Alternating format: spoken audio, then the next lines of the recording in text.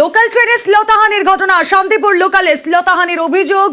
কলকাতা পুলিশের হোমগার্ডের বিরুদ্ধে অভিযুক্ত পুলিশ কর্মী দীপঙ্কর সেনকে আটক করেছে দমদম জিআরপি। ঠিক কি ঘটেছিল, কি করেছিলেন এই আরপিএফ, কথা বলবো আমাদের প্রতিনিধি পুলিশের হোমগার্ড, কলকাতা পুলিশের হোমগার্ড কি করেছিলেন জানবো আমাদের প্রতিনিধি অনুপ রয়েছেন সঙ্গে। অনুপ, লোকাল ট্রেনে শ্লীলতাহানির ঘটনা, শান্তিপুর লোকালে শ্লীলতাহানির অভিযোগ, কলকাতা পুলিশের হোমগার্ডের বিরুদ্ধে এই অভিযোগ। অভিযুক্ত পুলিশ কর্মী দীপঙ্কর সেন, তাকে আটক করেছে দমদম জিআরপি।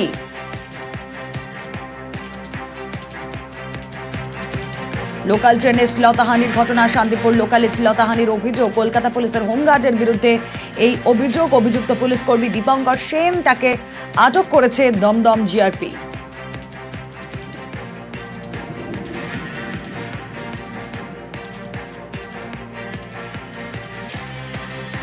কথা বলবো আমাদের প্রতিনিধি অনুপ রয়েছেন সঙ্গে। অনুপ, ঠিক কি ঘটেছিল?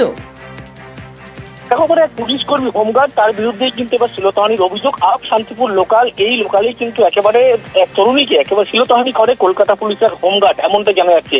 প্রথমেই দমদম জিআরপিতে ইতিমধ্যে তিনি অভিযোগ করেছেন এবং আপ শান্তিপুর লোকালে এই শ্লীলতাহানি যখন অভিযোগ হয়, প্রথমে যখন তাকে শ্লীলতাহানি করা হয়, এরপরেই কিন্তু এই তরুণী প্রথমে চিৎকার করে। এরপরে ট্রেনে থাকা অন্য যাত্রীরা এই হোমগার্ডকে ধরে ফেলে। এর পরবর্তীতে দমদম জিআরপি সেখানে তাকে নিয়ে আসা হয়। এই মুহূর্তে দীপঙ্কর সেন নামে সেই হোমগার্ড, তাকে কিন্তু আটক করে জিজ্ঞাসাবাদ করা হচ্ছে।